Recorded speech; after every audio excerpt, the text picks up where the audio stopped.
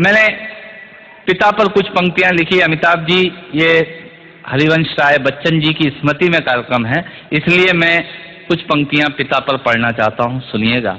माँ पर और पिता पर कुछ पंक्तियां आपके बीच निवेदित करता हूं। आप यहाँ जितने लोग बैठे हैं, मुझे नहीं मालूम कि किनकी माँ जीवित हैं और किन्होंने माँ को खो दिया, पर मेरा व्यक्तिगत मत यह है कि जिनकी माँ जीवित हैं, जिनके पिता जीवित हैं, वो दुनिया के सबसे संपन्न लोग हैं, वो दुनिया के सबसे अमीर लोग हैं, वो दुनिया के सबसे धनाढ्य लोग हैं। एक मिनट के लिए बचपन में लौटिएगा, याद कीजिएगा जब हम बहुत छोटे थे, माँ की गोद में थे, माँ का स्तनपान करते थे, तब माँ का एक स्तन मुंह में लेकर हमने उस माँ को दूसरे स्तन पर अपने छोटे छोटे पैरों से न जाने कितनी बार मारा, पर उस माँ ने हमें दूध पिलाना बंद नहीं किया। मित्रों, लात खाकर भोजन देने की शक्ति उस परमपिता परमेश्वर ने दुनिया में यदि किसी को दी है, वो सिर्फ माँ को दी है। माँ के अलावा ताकत किसी के पास नहीं है। और माँ की वंदना में कविता पढ़ता हूँ।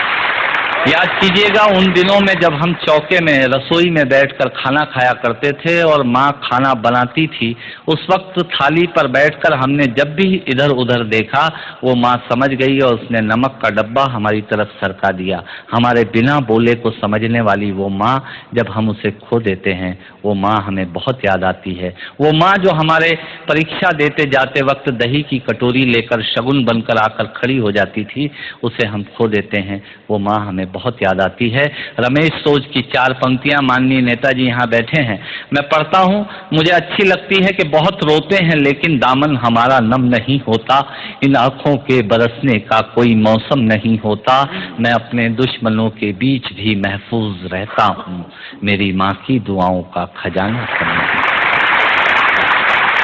स्वामीनाथ पांडे की 3 पंक्तियां सुनाता हूँ।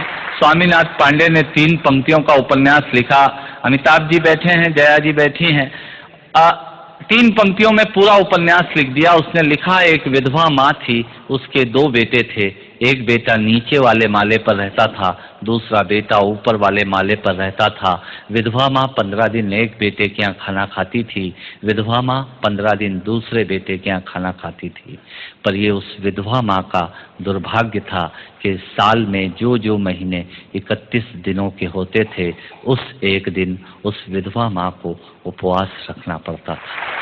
9 महीने पेट में रखने वाली माँ जब एक जवान बेटे को एक दिन खरी लगने लगी, तब इस नालायक हास्य व्यंग के कवि ने कुछ पंक्तियां माँ के लिए लिखी। सुनिएगा, यात्रा कीजिएगा मेरे साथ। माँ संवेदना है, भावना है, एहसास है। माँ संवेदना है, भावना है, एहसास है। माँ जीवन के फूलों में खुशबू का वास है। माँ रोते हुए बच्चे का खुशनुमा पलना है। माँ मरुथल में नदी या मीठा सा झरना है। माँ मरुथल में नदी या मीठा सा झरना है। माँ लोरी है, गीत है, प्यारी सी थाप है। माँ पूजा की थाली है, मंत्रों का जाप है। माँ आँखों का सिसकता हुआ किनारा है। माँ गालों पर पप्पी है, ममता की धारा है। माँ झुलसते दिनों में कोयल की बोली है। माँ मेहंदी है, कुमकुम है, सिंदूर है, रोली है। माँ कलम है, दवात है, स्याही है। माँ परमात्मा की स्वयं एक गवाही है। माँ त्याग है, तपस्या है, सेवा है। माँ फूंक से ठंडा किया हुआ कलेवा है। माँ अनुष्ठान है, साधना है, जीवन का हवन है। माँ जिंदगी के मोहल्ले में आत्मा का भवन है। माँ चूड़ी वाले हाथों के मजबूत कंधों का नाम है। माँ काशी है, काबा है और चारों धाम है। माँ चिंता है, याद है, हिचकी है। माँ बच्चे की चोट पर सिसकी है। माँ चूल्हा, धुआं, रोटी और हाथों का छाला है। माँ जिंदगी की कड़वाहट में अमृत का प्याला है। माँ पृथ्वी है, जगत है, धूरी है। माँ बिना इस सृष्टि की कल्पना अधूरी है। तो माँ की ये कथा अनादि है, ये अध्याय नहीं है, और माँ का जीवन में कोई पर्याय है। और माँ का जीवन में कोई पर्याय नहीं है। तो माँ का महत्व दुनिया में कम हो नहीं सकता, और माँ जैसा दुनिया में कुछ हो नहीं सकता, माँ जैसा दुनिया में कुछ हो नहीं सकता। तो मैं कविता की ये पंक्तियाँ माँ के नाम करता हूँ। मैं दुनिया की सब माताओं को प्रणाम करता हूँ। और कहा साहब के बिना पिता के माँ का अस्तित्व नहीं होता। किसी ने शेर कहा कि पक्के फल पेड़ों से रिश्ता तोड़ जाते हैं और अपाहिज बाप हो जाए तो बेटे छोड़ जाते हैं। पिता जब पुत्र को बाजार में ले जाता है और जेब में 50 रुपए होते हैं और बच्चा 200 रुपए के सामान को खरीदने की जिद करता है, उस वक्त एक पिता की विवशता और बच्चे की जिद, इसके बीच के एहसास में खड़े होकर पंक्तियां सुनिएगा, पिता क्या होता है।